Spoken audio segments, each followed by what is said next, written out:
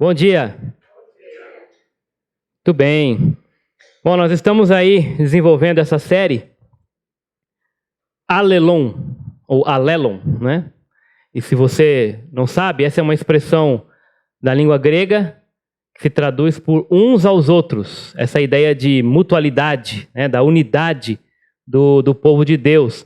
E se eu pudesse fazer uma brincadeira aqui com as palavras, né? Com a palavra, mas assim, uma brincadeira usando o hebraico e o inglês, né?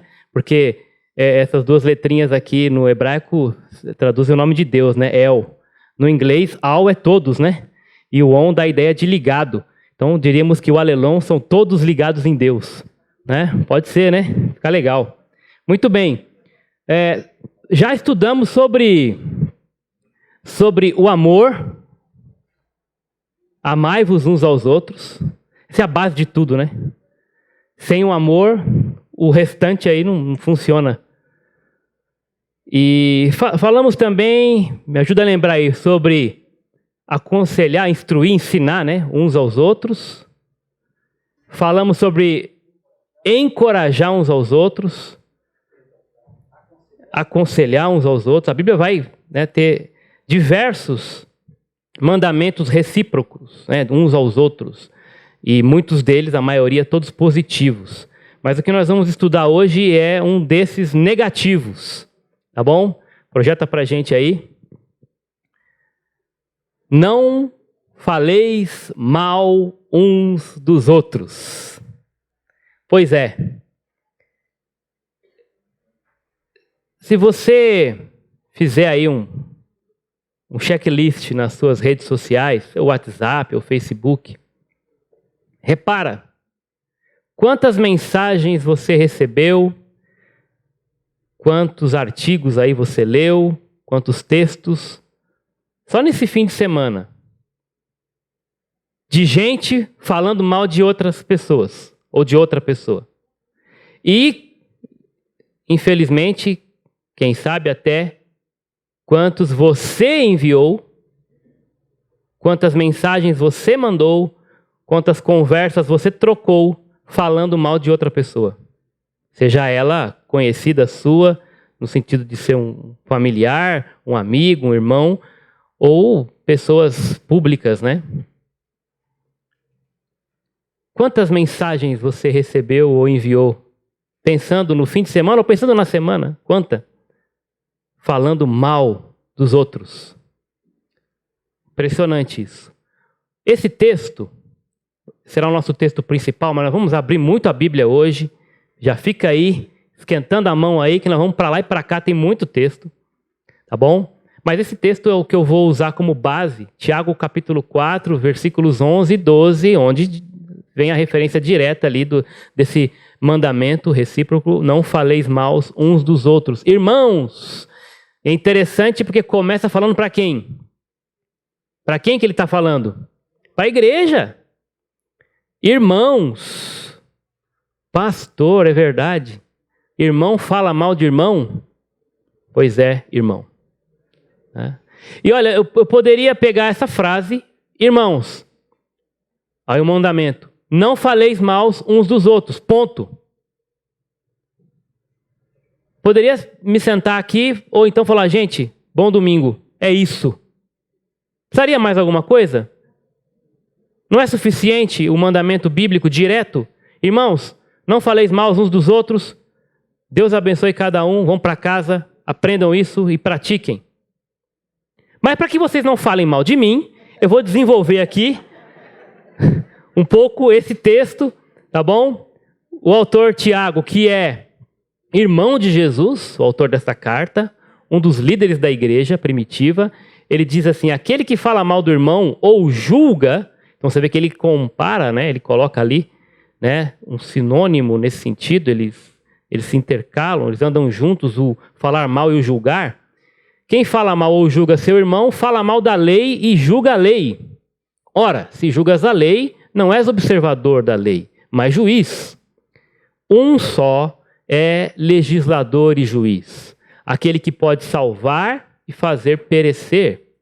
Tu, porém, quem és que julgas o próximo? Termina com essa cutucada, né? Boa.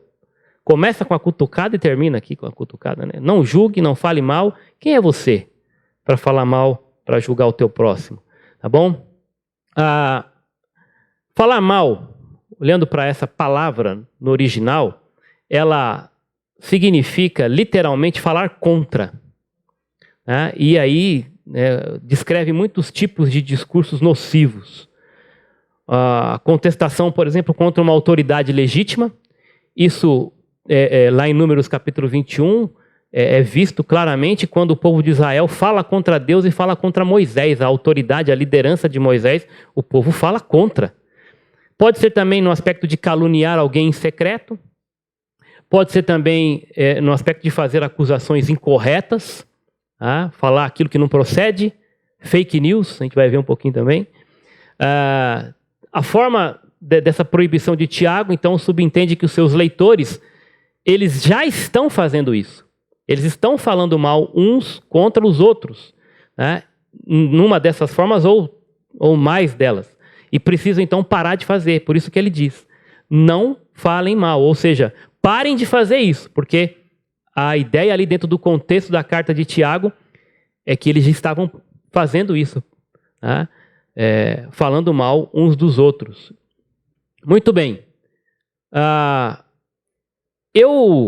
Dentre os artigos que eu li, os vídeos que eu assisti, as palestras, eu encontrei esse professor, né, Seiichi Arata. Ele tem um canal, né, Arata Academy, e achei interessante, ele colocou alguns motivos. Não é um canal cristão, mas eu achei interessante essa ideia. Por que nós falamos mal uns dos outros? E é bom ouvir também dessa perspectiva, né, das pessoas não necessariamente cristãs. E elas vão dizer o seguinte, ele fazendo a sua pesquisa, ele traz esses 6 motivos. Por que as pessoas falam mal umas das outras? Ele vai dizer primeiro que porque pode ser para a pessoa se sentir parte do grupo. Então, ela precisa ser aceita, e para que ela, então, se sinta parte daquele grupo, ela escolhe uma outra pessoa, um grupo de pessoas, fala mal dela, e induz essas pessoas a acreditarem, né, que aquelas pessoas não são boas para fazer parte do grupo, mas ela é. Então, para se sentir parte do grupo, para ter essa proeminência, então ela joga os outros na fogueira e ela sai de boa, né, para que aquele grupo acredite que ela é bem-vinda, ela sim é uma boa pessoa no grupo, os outros não, ou aquela outra pessoa não, mas ela sim, vocês são felizes por me ter aqui nesse grupo. Então, para se sentir parte do grupo e, consequentemente, para se sentir superior. Quando eu estou falando mal de alguém, eu estou diminuindo essa pessoa e, consequentemente, né, naquela minha postura de falar mal, eu estou me colocando acima dela, né, como juiz dela. Então, as pessoas falam mal para se sentir superior. Falam mal por inveja, né? Aquela inveja, aquela tristeza ao contemplar a alegria ou o sucesso do outro. Então, para consolar um pouco essa minha tristeza, eu falo mal da pessoa. Aquilo me alivia, me faz sentir, né, me faz colocar talvez nesse nível de satisfação, porque eu tenho inveja, até tristeza pelo sucesso dela, pela felicidade dela. Às vezes é para chamar atenção mesmo, né? E ele comenta sobre isso, né, quando uma pessoa ela não tem ideia, ela não consegue conversar sobre outros assuntos, ela fica meio perdida na conversa, não tem, né, é ignorante mesmo, não tem muitas ideias. Então, para que ela se sinta útil, ela precisa, então, falar de alguém para chamar atenção. Tá? E, aliás, alguém escreveu que pessoas brilhantes falam sobre ideias, pessoas medíocres falam sobre coisas, e pessoas pequenas falam sobre pessoas. Porque não tem ideia. Então ela vai fazer o quê? Falar sobre gente. E eu ouvi uma frase muito joia também. Você quer falar da vida de alguém? Fala da de Jesus. Da dele está liberado. Né? Quer falar da vida de alguém? Fala da vida de Jesus. Pode falar. Pode sair falando para todo mundo. O problema é que o crente inverte isso, né? A vida de quem menos ele fala é de quem mais ele deveria falar. A de Jesus. Quinto motivo, as pessoas falam mal umas das outras por preconceito. né? Essa intolerância, né, quanto àquilo que ele é diferente. Então a pessoa tem um conceito, um pré-conceito daquilo que é para ela o correto e absoluto, e a outra pessoa ali age diferente, pensa diferente, faz diferente, então ela não admite isso, de que tem alguém diferente, então por preconceito ela vai atacar aquela pessoa, vai falar mal dela. E por fim, ele diz que talvez esse é um dos piores motivos, né, porque às vezes sem perceber, por falta de consciência mesmo, por ignorância pura, sem pensar ou sem prestar atenção, a pessoa está ali falando mal e não está refletindo nas suas palavras. Às vezes é aquele famoso, puxa, foi sem querer. Mas acontece muito isso, né? Sem querer, você está expondo, falando mal de alguém. Quando você percebe, já detonou. Tá? Então, eu achei interessante trazer esses motivos. Agora, o que a Bíblia fala sobre a maledicência? Eu não trouxe todos os versículos, mas eu peguei um time de versículos aqui. Né? Esses aqui eu coloquei projetado. Tá? Se você quiser correr e abrir na sua Bíblia também, tudo bem. Outros que aparecerão depois aí você vai ter que me ajudar e comigo abrir na sua Bíblia, tá bom? Mas alguns textos, né? Pensando nesse aspecto de que a Bíblia ela nos alerta que as pessoas do mundo elas vão falar mal de nós. Então tem que estar pronto para isso. O cristão será difamado. Você, como cristão, já foi vítima de gente que não tem a mesma fé, acusando você, falando mal de você de graça e sem nenhum tipo de comprovação, de veracidade. Não tem como provar aquilo que fala. Fala mal por falar mesmo, porque você é crente. Puramente porque você é crente. Então a Bíblia diz assim, Romanos 3,8, Paulo fala, e por que não dizemos, como alguns caluniosamente afirmam que o fazemos? Qual era a calúnia contra eles? Que pratiquemos males para que venham bens. E Paulo está dizendo, a condenação desse tipo de pessoa é justa. E mais para frente, Pedro vai dizer para nós, cristãos, que nós devemos manter exemplar o nosso procedimento no meio dos gentios. E aqui os gentios, todos aqueles que não são cristãos, né? Dessa maneira um termo mais amplo para os incrédulos. Para que, naquilo que falam contra vós outros como de malfeitores, observando-vos em vossas boas obras, glorifiquem a Deus no dia da visitação. Eles vão falar, mas eles não vão ter como provar. Ao contrário, né? Eles vão ver que vocês não dão o troco, e a maneira, na verdade, de vocês darem o troco é com boas obras. Essa é a pegada aqui, né? Pedro está dizendo, olha, eles vão caluniar, eles vão falar mal, mas eles não vão ter como negar. Por meio das obras, eles vão não ter como negar que vocês não são aquilo que estão falando de vocês. Né? E no capítulo 3, ele diz, fazendo isso, todavia, com mansidão e temor, com boa consciência, de modo que, naquilo que falam contra vós, fiquem eles que estão caluniando, eles que estão difamando, eles que estão maldizendo, eles fiquem envergonhados, os que difamam o vosso bom procedimento em Cristo. Então já está previsto que nós seremos, como cristãos, atacados com as fake news. O problema é quando procede, né? Infelizmente. Outro texto, Mateus 5, um texto clássico, Jesus diz assim, vocês serão bem-aventurados ou felizes quando que por minha causa vos injuriarem, vos perseguirem e mentindo, disserem todo mal contra vós, mentindo. Às vezes, infelizmente, eles vão ter razão. Mas Jesus está dizendo, vocês serão bem-aventurados quando vocês forem perseguidos por minha causa, quando forem injuriados e quando eles, mentindo, falarem ou disserem mal contra vocês. Regozijai-vos e exultai, porque é grande o vosso galardão nos céus, pois assim perseguiram os profetas que viveram antes de vós. O que Jesus está dizendo aqui? Gente, vocês, por serem meus discípulos, por serem meus seguidores, preparem-se. Vocês serão caluniados. Vocês serão difamados. Tá? As pessoas vão falar mal contra vocês simplesmente pelo fato de serem meus discípulos. Agora, não se entristeçam com isso. Pelo contrário, se alegrem. É um bom sinal. Você não vai ser amiguinho de todo mundo. Esse é um problema, quando o crente é amiguinho de todo mundo e não tem problema com ninguém no sentido do seu testemunho. Por quê? Porque parece que ele está jogando para todos os times. Em algum momento, você como cristão vai bater de frente. Seja na empresa, seja na escola, no condomínio. Por quê? Porque as pessoas vão olhar o seu procedimento santo, espera-se isso. Isso vai ofender, porque elas sabem que o padrão é diferente. E elas não vão suportar isso.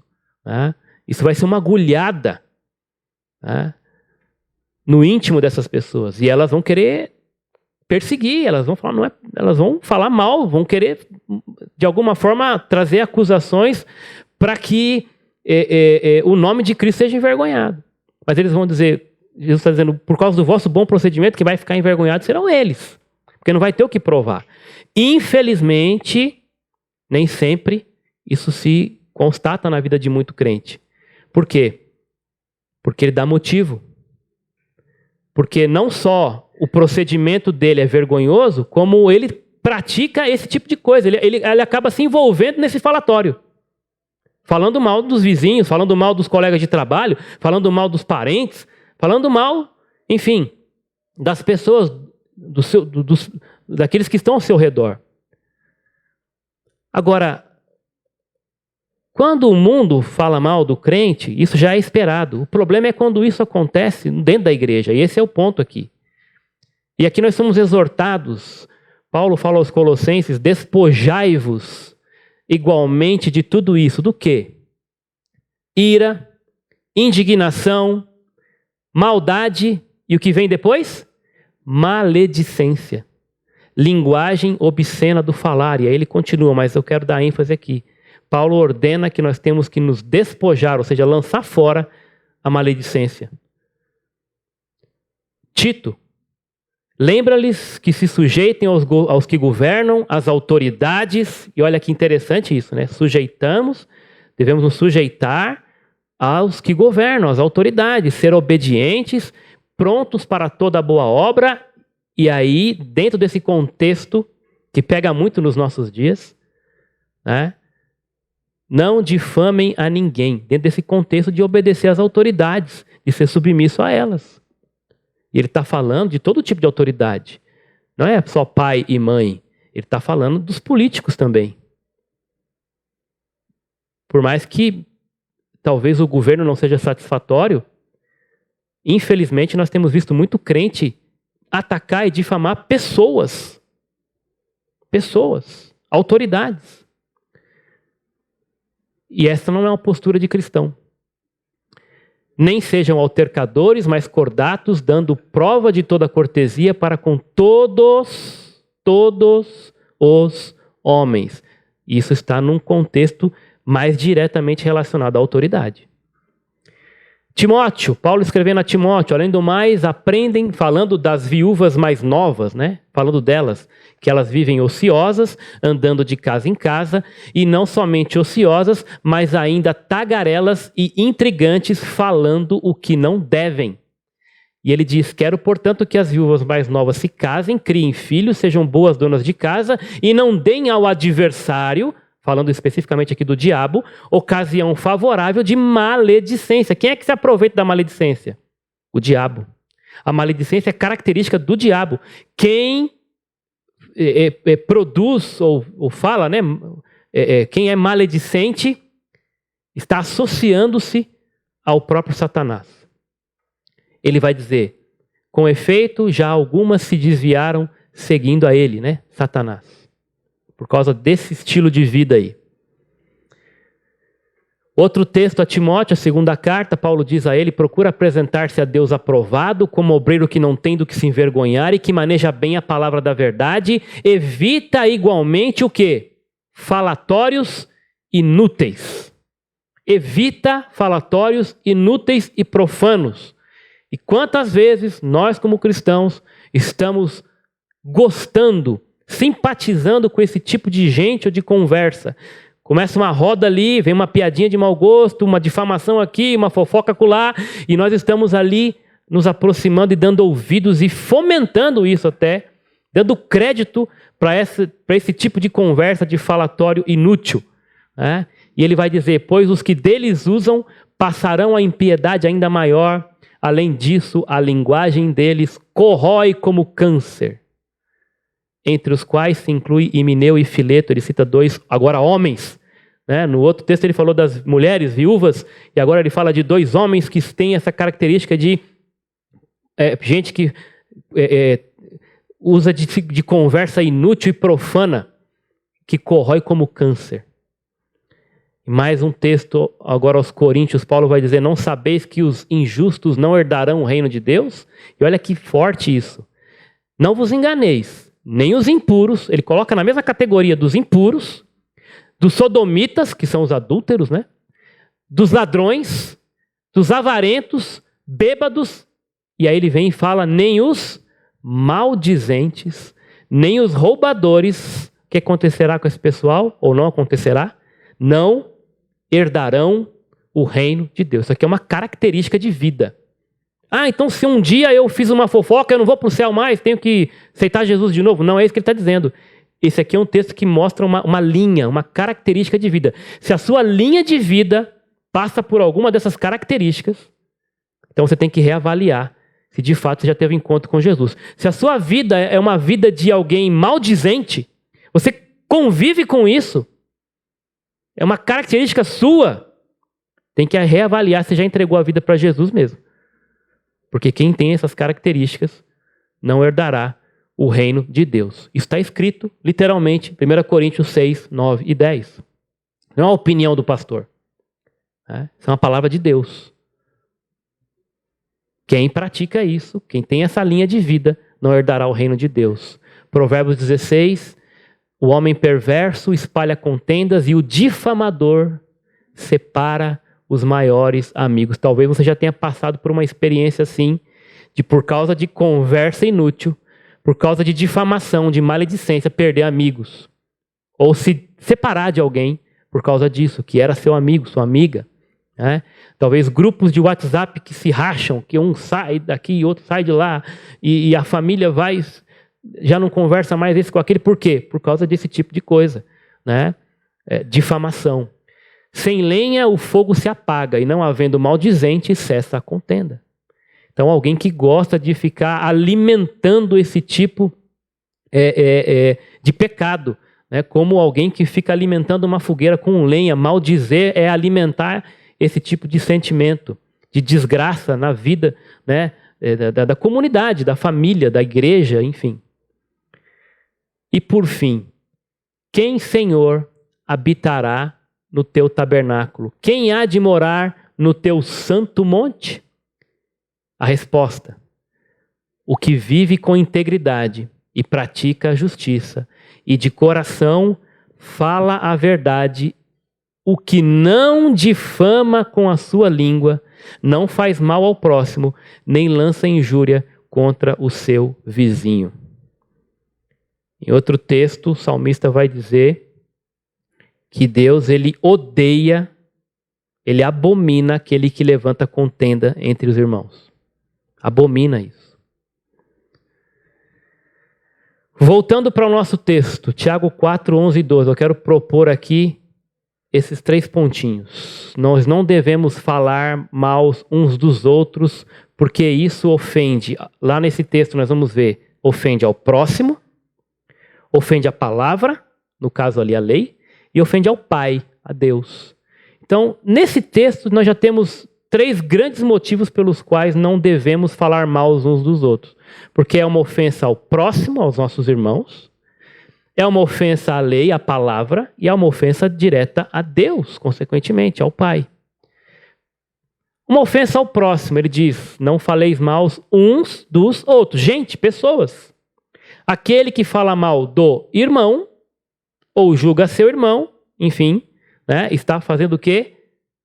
Ofendendo diretamente uma pessoa, uma outra pessoa, um outro grupo de pessoas. Então, a regra aqui é: não devo falar mal porque isso ofende diretamente uma outra pessoa. Falar mal é errado porque é um julgamento crítico. E ele é condenatório. Inclui uma desobediência, né, direta ao grande mandamento. Que é o quê? Amar a Deus sobre todas as coisas E o segundo grande mandamento semelhante a este é: amarás ao teu próximo como a ti mesmo. Nós falamos sobre isso na mensagem, quando eu preguei aqui a última vez, sobre amar uns aos outros. E Jesus expande esse conceito. Mais do que amar o próximo como a si mesmo, Jesus fala, tem que amar como eu amei. Mais do que a si mesmo, porque Jesus se deu por nós. Então, quando eu falo mal de uma pessoa, eu estou desobedecendo esse mandamento direto de Deus, de amar o próximo como a mim mesmo, ou amar como Jesus amou. Então, quando criticamos e condenamos, estamos de fato pronunciando o nosso próprio veredito sobre a espiritualidade e o destino dessas pessoas a quem falamos, ou de quem falamos mal. Esta acusação, então, mostra que Tiago, ele não está, quando diz nós não devemos falar mal ou julgar, ele não está proibindo distinções, né, que são necessárias. Nós vamos ver isso no final. Ele não está falando que nós não podemos falar nada contra ninguém. Porque se tem um fato para ser tratado, a Bíblia mesmo nos estimula, né? Nós temos que ir lá e tratar. Nós temos que exortar. Tá? Então ele não está proibindo isso. Ele está dizendo que essas coisas devem ser feitas, são necessárias. E também não está proibindo o direito que a comunidade tem até de excluir aqueles que estão em desobediência, né? Não querem se arrepender dos seus pecados flagrantes. Tá bom? Ele não está proibindo que a gente determine o certo e o errado. Ele não está propondo aqui o relativismo ou coisa do tipo, né? Cada um tem a sua verdade, ninguém critica ninguém, ninguém fala de ninguém porque todo mundo está certo. Não é isso que Tiago está dizendo. O que Tiago está dizendo aqui? Ele está preocupado com esse discurso invejoso, de censura, né? Aquele discurso com o qual nós condenamos as pessoas como erradas, nós julgamos, nós damos um veredito à vista de Deus. É um espírito amargo e egoísta. E é interessante olhar para todo o contexto da carta. O capítulo 3, Tiago vai falar muito da língua. Quem lembra de Tiago 3 vai lembrar muito, você vai muito claramente o quanto ele fala que a língua é fogo, a língua é venenosa, né? E fala que aquele que domina a sua língua, ele é um varão perfeito. Aquele que tem controle na sua fala, né? Ele é uma pessoa perfeita. Tá? Então esse espírito amargo que dá asas a brigas, disputas e questões dentro da igreja, o capítulo 4 ele começa falando sobre isso também. Então ele vem nesse contexto da carta, né? Essas disputas, elas estavam sendo conduzidas e havia então uma falta de limites com o uso da língua na igreja ou entre os irmãos que estavam na dispersão, que é os irmãos que Tiago escreve, para quem ele escreve, né? Aqueles irmãos que estavam sendo perseguidos. Então ele vai dizer, vocês têm que parar com isso, de falar mal uns dos outros, né? É esse tipo de julgamento, de discurso invejoso ou de espírito amargo, é isso que ele está condenando que nós não devemos fazer. Incluindo maldições, denúncias de uns contra os outros. Essa é a ideia aqui. Tal comportamento nada mais é do que uma manifestação de um espírito mundano. Ele vai falar isso no capítulo 3, versos 15 e no 4, 14. E ele vai dizer que essa é uma sabedoria mundana, terrena. Ele vai falar, vocês têm que ter a mente de Cristo, pensar nas coisas que são lá de cima. Sabedoria que vem do alto, que é a mansidão, a moderação e o espírito pacífico. Com essas qualidades nós vamos conseguir falar palavras que edificam. Porque a sabedoria que vem do alto não é essa. Então ele está dando essa exortação nesse ponto de não falar mal do nosso próximo. E ele fala também para não falarmos mal uns dos outros, porque além de ser uma ofensa ao próximo, é uma ofensa direta à lei, à palavra. Tá? Ele diz, não faleis mal uns dos outros, aquele que fala mal do irmão ou julga seu irmão, o que ele faz? Fala mal de quem? Da lei. E julga a lei. Ora, ao falarmos mal de um irmão, nós falamos mal da lei, agora eu quero que vocês abram nesse texto, Levítico 19. Julgamos, porque a própria lei proíbe que nós façamos isso. Levíticos, Gênesis, Êxodo, Levíticos, capítulo 19. Vamos juntos lá, versos 16 e 18. Se eu achar, eu vou correr aqui, tá bom, gente? Desculpe aí. Não divulgarás calúnias entre teu povo, nem conspirarás contra a vida do teu próximo. Eu sou o Senhor. E aí o 18, não te vingarás, nem guardarás ódio contra a gente do teu povo. Pelo contrário, amarás o teu próximo como a ti mesmo. Eu sou o Senhor. A lei já previa, ordenava, né, contra esse tipo de atitude de falar mal do seu próximo. Então, quando eu falo mal do meu irmão, eu estou fazendo o quê?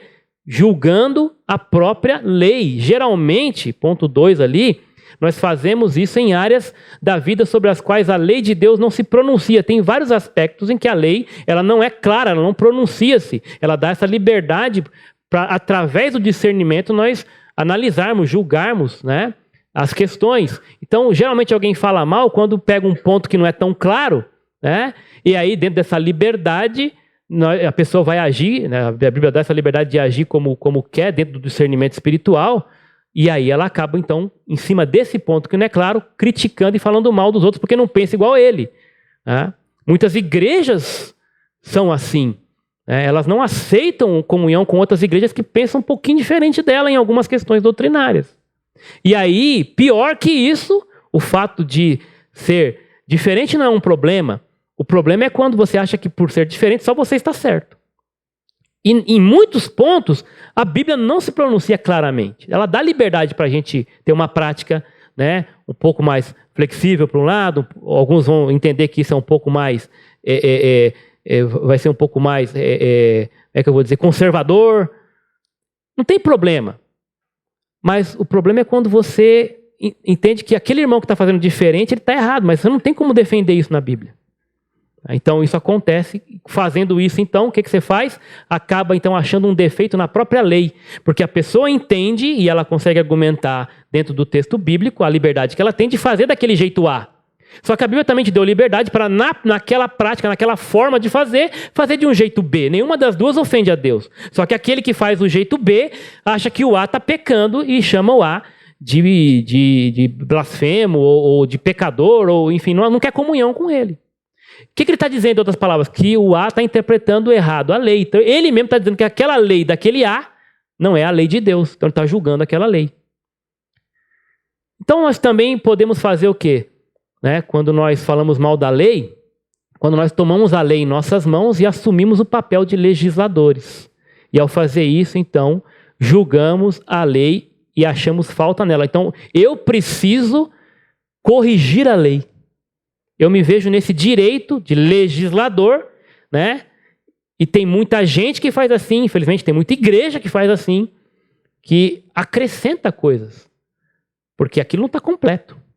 Então eu agora, aqui, a nossa igreja tem essa lei, mas pastor, isso não está na Bíblia, mas devia estar. Já viu isso? Mas devia estar. E eu sou um escolhido de Deus, e Deus me chamou para alertar vocês quanto a esse princípio aqui, né? Então, e alguns até criaram alguns adendos, algumas cartilhas, alguns textos, alguns livros, para incluir leis onde a Bíblia não se pronuncia, ou, né, tem um princípio geral e as pessoas vão lá e traz para o específico a seu gosto. Isso é julgar a lei. Todos os homens são chamados para serem o quê? Observantes da lei, ou seja, cumprir a lei. Jesus veio para isso, eu não vim para revogar, eu vim para cumprir. Porém, quando o homem se exalta tanto que imagina poder julgar a lei, considerando-a inútil, dificilmente haveria de praticá-la. Se a pessoa está nesse ponto de julgá-la é porque já não está praticando. Sua própria atitude altiva o torna transgressor da lei. Sua presumida autoexaltação o torna um transgressor. Ele degrada o seu irmão e isso o torna transgressor, porquanto ignora a principal característica da lei. Qual é? O amor. Por fim, aqui, quando você fala mal do irmão, você está fazendo uma ofensa direta ao Pai, a Deus, o seu Criador. Um só é o legislador e juiz, falando a respeito de Deus, né? Aquele que pode salvar e fazer perecer. A palavra legislador, que aparece aí no original, significa alguém que estabelece leis. O termo veio a significar aquele que decide com base num sistema de leis sobre aquilo que o povo deve fazer. E como único legislador, Deus, ele, né, soberanamente estabelece as leis e por meio delas também julga. É por meio da lei que Deus julga os homens. Porque além de legislador, Deus também é um único juiz. Tiago vai falar isso e Isaías 33, 22 vai falar exatamente isso. O Senhor é o nosso juiz, o Senhor é o nosso legislador. E só o Senhor, só Deus é juiz e legislador. Nosso papel é de observar, é de cumprir a lei, não de legislar sobre ela. Deus foi aquele que deu a lei, ele é o juiz que aquilata, palavra bonita, né? Eu fui pesquisar, aquilatar, né? É o camarada que mede os quilates. Então, quantos quilates tem esse ouro, essa pedra de ouro aqui e tal? Então, está aquilatando, medindo quantos quilates tem aquilo. Analisando, avaliando, julgando, essa é a ideia, né, do verbo aquilatar. Então, ele é quem julga como que os homens obedecem a lei. É Deus que faz isso, né? Ele ocupa lugar solitário nesse mistério, ou seja, nessa tarefa, nessa função, porque somente Deus possui a inteligência, a sabedoria e o poder, e eu acrescentaria aí, né, e a autoridade para fazer isso, para julgar os homens. Somente as pessoas que são presunçosas, né, podem querer tomar esse lugar. Isso é muita presunção, querer tomar o lugar de Deus julgando as pessoas, tá? E esse texto no versículo 12 termina dizendo assim: tu, porém, quem és que julga o próximo? A Bíblia está repleta. Nós não vamos ter tempo de ler todos os textos, mas eles estão citados aí, depois você pode rever com calma. Mas a Escritura, ela faz esse tipo de pergunta para expor a arrogância humana. Quem é você, cara? Quem é você para dizer para Deus o que Deus tem que fazer ou deixar de fazer? Quem escolhe ou deixa de escolher? Quem é você? Você é o barro. Deus é o oleiro. O barro não pode dizer para o oleiro: o que você está fazendo aí, cara? Quem é você?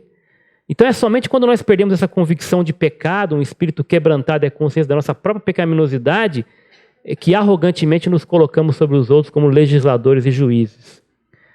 Assim, o que a princípio parece ser um pecado contra pessoas apenas, revela-se ao final como uma arrogante pretensão de tomar o lugar de Deus. E olha o que é cruel aqui.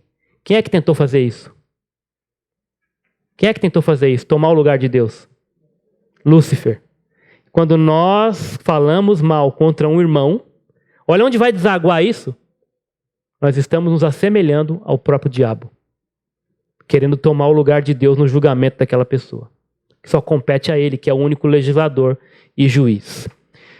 Só para vocês terem uma ideia, a Bíblia ela nos chama para julgar, ela nos dá essa liberdade e até ordena nós julgarmos, mas com discernimento. Por exemplo, nós devemos julgar as doutrinas, 1 Tessalonicenses, em 1 João devemos julgar os espíritos, em 1 Coríntios devemos julgar as profecias, em 1 Coríntios 5 devemos julgar aqueles que vivem em pecado impenitente, Mateus 7,15 fala que nós devemos julgar os falsos profetas, Lucas 12,7 Jesus nos chama para julgar, fala que nós devemos fazer isso, 1 Coríntios 6 é um texto clássico, fala que nós haveremos de julgar o mundo, nós, os santos, Deus fala que no juízo final nós haveremos de estar com ele para julgar o mundo. Então, quer dizer, nós somos chamados para julgar.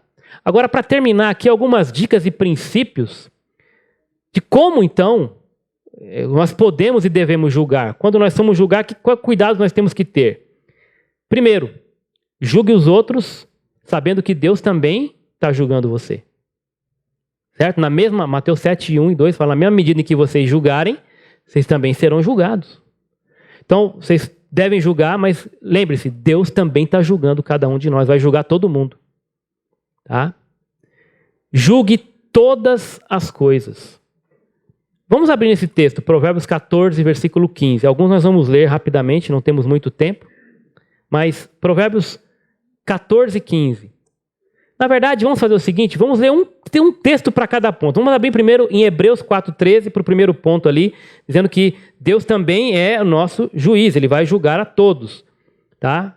Como eu falei, se eu chegar primeiro lá, vocês me perdoem, eu vou ler rapidinho aqui, tá bom? Para ganhar tempo aqui. Hebreus 4,13. Hebreus 4,13 diz o seguinte: e não há criatura alguma encoberta diante dele. Antes, todas as coisas estão descobertas e expostas aos olhos daquele a quem deveremos prestar contas. Julgue todas as coisas. Provérbios capítulo 14, versículo 15. Vamos juntos até lá. Provérbios 14, 15. O homem simples acredita em tudo, mas o prudente presta atenção em seus passos. Esse texto é bem claro, bem direto, dizendo que você não deve sair engolindo tudo que você ouve, acreditando em tudo. Você tem que o quê? Analisar, julgar, discernir aquilo que você está ouvindo, aquilo que você está falando. O que o pastor está pregando aqui, você tem que conferir aí. E se tiver alguma coisa que não lhe pareceu bem, com mansidão, com brandura, chega no pastor e fala, pastor, não entendi esse ponto. Eu não entendia dessa forma. O que você falou aí? Confere. Julgue todas as coisas, irmãos. Não vai ficar comendo na mão dos outros. Você tem que buscar conhecer a palavra para poder julgar todas as coisas, né? Porque às vezes você... Não é uma questão do que você acha ou o que eu acho. É o que a Bíblia diz. Tá bom? É assim que nós devemos julgar. Guarde muitos dos seus julgamentos para si. Aqui é um grande ponto. Porque tem coisas que nós não precisamos falar. Que nós não precisamos ir lá e apontar. O amor, ele cobre multidão de pecados. Olha esse texto. Eclesiastes 3,7 fala que tem tempo para tudo. Fala que tem tempo, inclusive, para você falar e tempo para você se calar. Tem tempo para ficar quietinho. O silêncio, às vezes, é a melhor resposta que você pode dar para uma pessoa numa situação. Tá? Provérbios 12, 23. Já estamos em Provérbios, né? Volta algumas páginas aí. 12, 23. O homem prudente encobre o conhecimento, mas o coração dos tolos proclama a insensatez. Então, o homem prudente ele vai encobrir o conhecimento. Algumas coisas ele não vai trazer à tona, porque só vai trazer mais prejuízo. Né? Ponto 4, seja justo e imparcial em seus julgamentos. Deuteronômio capítulo 1, outro aspecto também da lei. Gênesis, Êxodo, Levítico, Números, Deuteronômio. Quinto livro aí. Capítulo 1, olha esse texto aí, ó, versículo 17. Seja imparcial e justo, né? Diz assim: não fareis discriminação em julgamentos, da mesma forma ouvireis o pobre e o rico. Não tenhais medo de ninguém, pois o julgamento é de Deus. Trazei a minha causa, que vos for difícil demais, e eu a ouvirei. Então, seja imparcial. Do mesmo jeito o rico, do mesmo jeito o pobre, né? Aquele que é mais seu amigo, aquele que não é tanto, você tem que julgar de maneira imparcial e justa todas as pessoas, tá bom? Quinto, óbvio aí, né? O padrão ou a regra que você deve usar ao julgar é a Bíblia. Quem lembra de 2 Timóteo 3,16? Toda escritura é inspirada por Deus e útil para o ensino, para a repreensão, para a correção e para a educação na justiça. E aí tem até o 17, a fim de que o homem de Deus seja perfeito e perfeitamente habilitado para toda boa obra, inclusive a obra de julgar. A Bíblia é útil para o ensino, para corrigir e para repreender. E continuar educando na justiça. Então a nossa regra para julgar não é o que eu acho, não é o que a minha igreja, porque minha igreja, se a tua igreja está debaixo da autoridade da Bíblia, beleza. Mas tem igreja que não está. Tem gente que não está. Então não é o que o pastor acha. É o que a Bíblia diz, irmãos. Por favor, entenda isso. Tá? A autoridade para julgar, a regra é a Bíblia e somente a palavra de Deus. Não é a cultura, não são as épocas. Nós vivemos nos dias que nós não podemos, não podemos falar. Não. A Bíblia é a verdade absoluta. O que era verdade lá continua sendo aqui e será para quem, para qualquer pessoa em todos os tempos, em qualquer lugar. É assim que eu devo julgar, com a Bíblia. Julgue a si mesmo antes de julgar os outros. Lucas 6,39, né? Um cego não pode guiar outro cego, senão os dois vão cair no buraco. Não é? Isso é meio normal isso de entender, né? E esse texto de Mateus 7:3 também fala que nós devemos, antes de tirar a trave, o cisco do olho do irmão, temos que notar a trave que está no nosso olho primeiro. Que moral você vai ter para julgar alguém se você está pior que ele naquilo? Abre lá Mateus 7:3.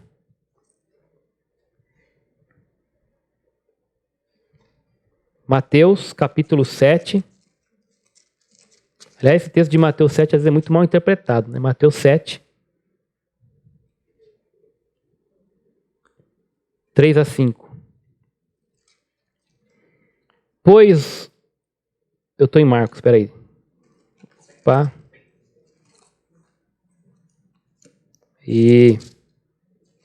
Desculpe.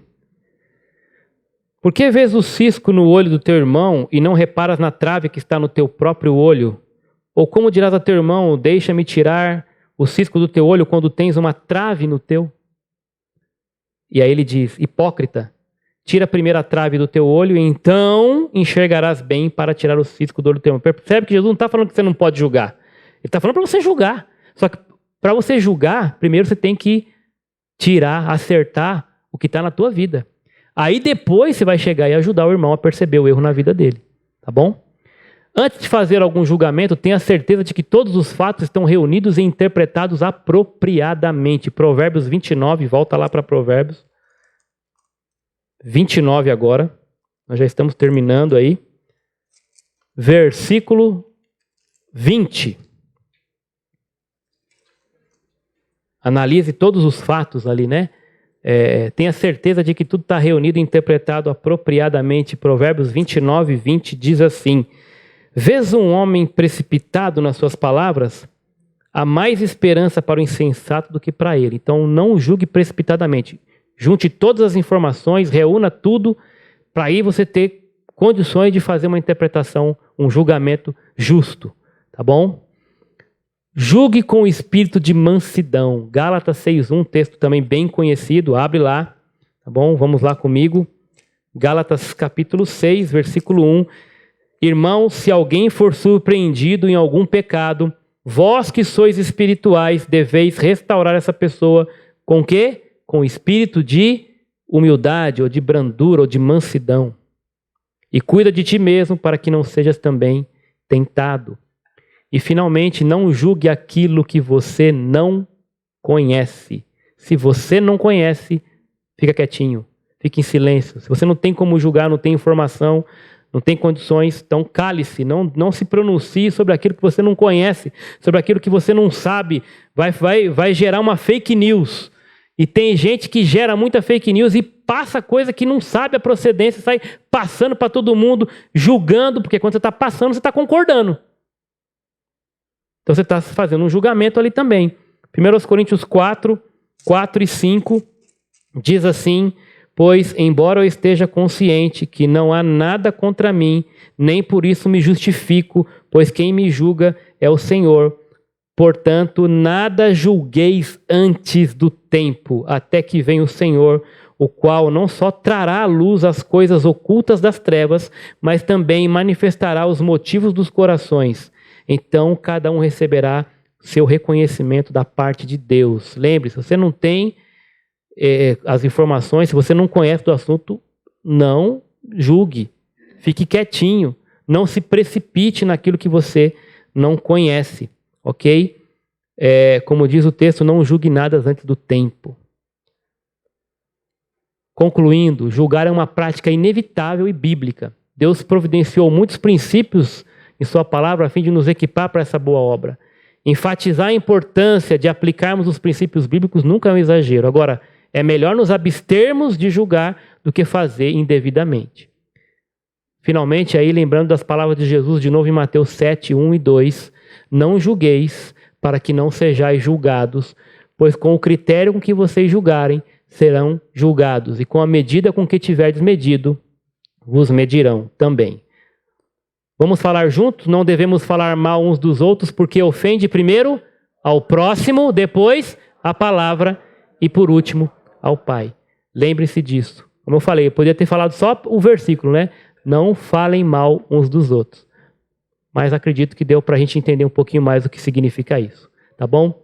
Deus abençoe. Vamos orar? Obrigado, Senhor, pela tua palavra.